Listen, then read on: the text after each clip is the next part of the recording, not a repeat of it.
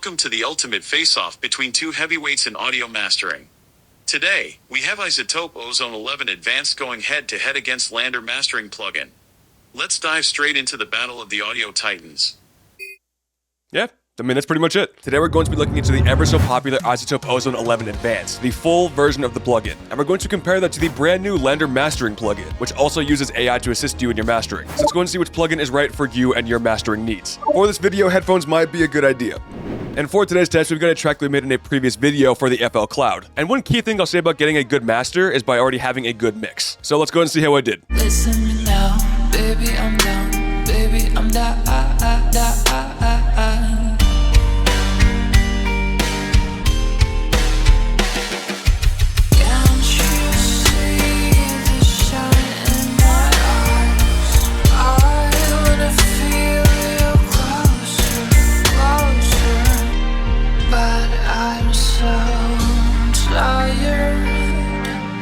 Okay, awesome. So to get started over here, we've got to go to the loudest part of our track, and we are sitting at around 6 dB of headroom, something around there. That's a good moderate amount. Alright, so I think we'll go and start off with LANDR Mastering. So as you can see, it's immediately waiting for our audio playback. We just hit play, the loudest part of our song. Now that the AI has mastered our track over here, we can go through some of these settings. As you can see over here, LANDR Mastering has a lot of different ways to customize and really dial in your sound for your master. All with a very easy to understand user interface over here. Alright, now we can go through these settings over here. So here's balanced.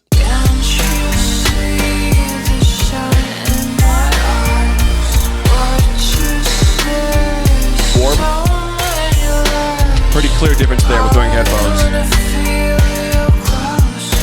And open.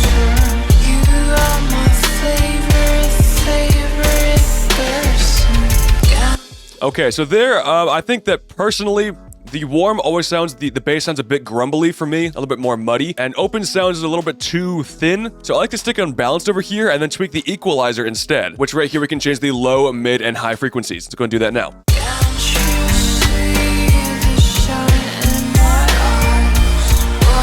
The mid sound fine. Alright, that should be good right there. We don't need to do too much. The AI did a lot of the work for us, so we just really dialing in what we want. Now over here, the presence knob is quite possibly one of my favorite knobs in this entire plugin, which here it says it's for your critical vocal range of your master, but it brings up everything. I like it a lot. We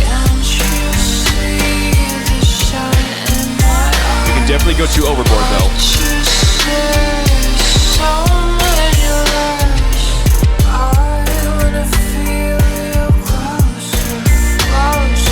Okay, now for the de-esser over here, again, these are very processed vocals, so I don't think I'll need to do too much over here. Alright, now let's jump on over here to the stereo field. Now, this is not going to be 100% mono and 100% separated. It's a bit more intuitive than that. Making it more wide will enhance the overall sense of space, where if you go to the other side, focus will be more towards your drums, like kicks and snares.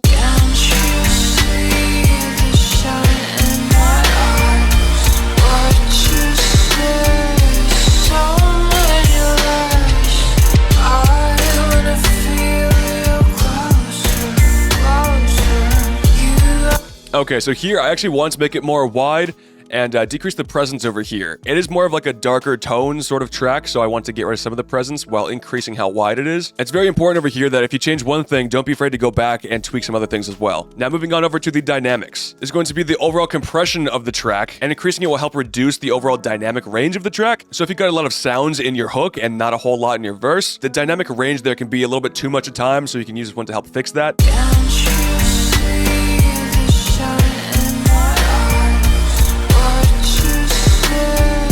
But it's gonna sound a little bit less full.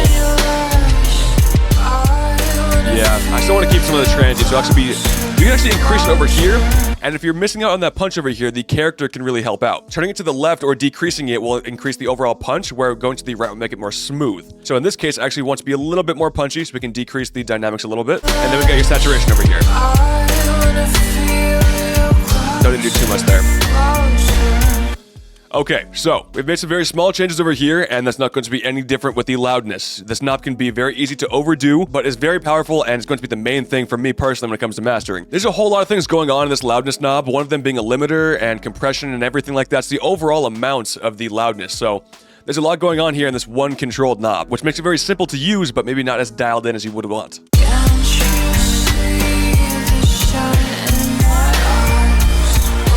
In fact, we actually lowered some dB. So as we saw, going to the extreme all the way to the right made it go down from 9 dB down to 12. But now watch what happens when I go all the way down to the left. Going from 9 dB, going all the way up to even -3. So definitely don't want to go that crazy. I know one thing that I always recommend doing, keeping the gain match on, that's very important, is going to be cycling on and off the bypass and seeing how much the master has really changed other than just loudness. But then not only that, go through different parts of your track and see how everything else sounds as well. Don't just get stuck in one, 4 8-bar loop. One reason why AI mastering as a plugin inside of your DAW is so important, it's such a big game changer, is that now you've got your fully mastered track, which you can reference and change things in real time. And one thing I noticed over here is that the drums are a little bit too quiet here. I wanna feel you closer, closer. You are my favorite person. We can set the world.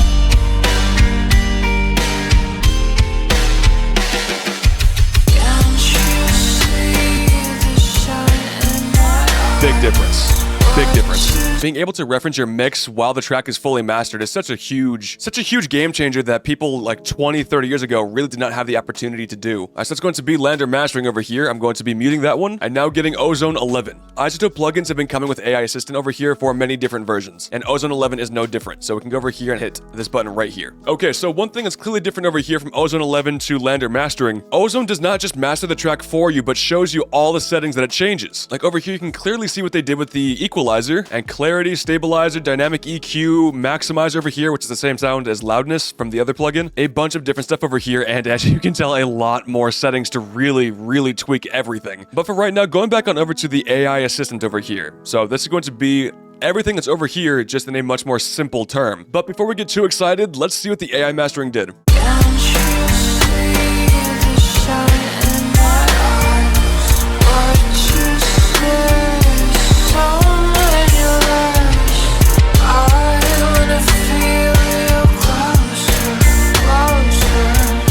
One glaring thing that I've mentioned in a different video as well about the Neoverb, a different iZotope plugin that came with this bundle and this whole generation of iZotope plugins. The AI assistant is just something that's missing the mark for me. Like they've always had in their plugins, but for some reason with this whole new batch, the entire track just sounds more squished, and a lot of the time it won't even get the genre correct. This time I think that pop is a pretty good guess. Which yes, you can go over here and tweak all the settings, but at least for the AI, it's just really missing the mark for me. So let's try and fix that on up.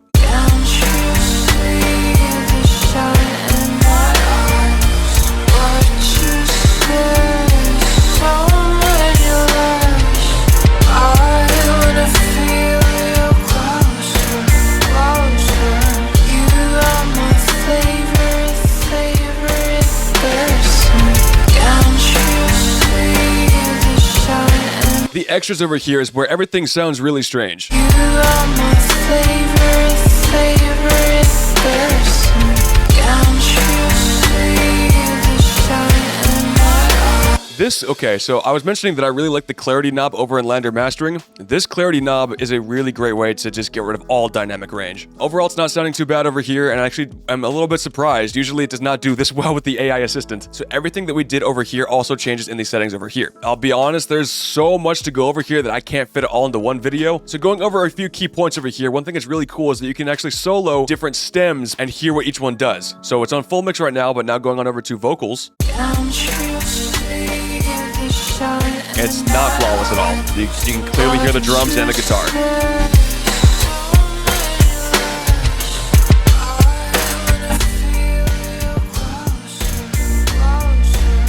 The fact you can still hear the instruments and the vocals and the bass and the drums is actually not that big of a deal. We don't need full 100% control here. We're not trying to stem out the entire track. This is just to help out focus in between each one. So you can make changes to each one of these stems individually, which will help out with the overall full mix. So one thing I know that Ozone is very proud of is that for the equalizer over here, you can go from stereo to mid, side, left to right, and transient sustain. They really want to emphasize the transient sustain. I'm going to leave it on stereo for right now though. Going to the amount, we can change the curve just by changing one knob.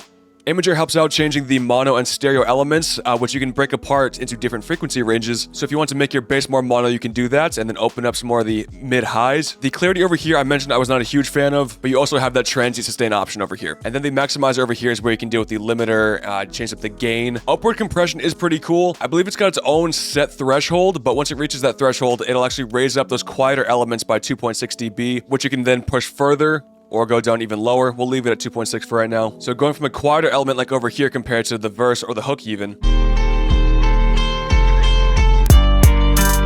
And there it sounds very smooth. You can absolutely go overboard by going up higher.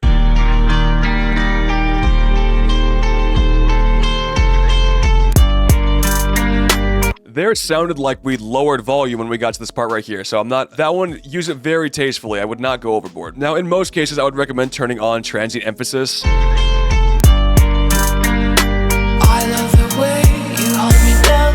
Baby, I'm here. I come around. Maybe I'm down. Nice. Now we can go through our test over here and cycle on and off the bypass mode. I love the way you hold me down.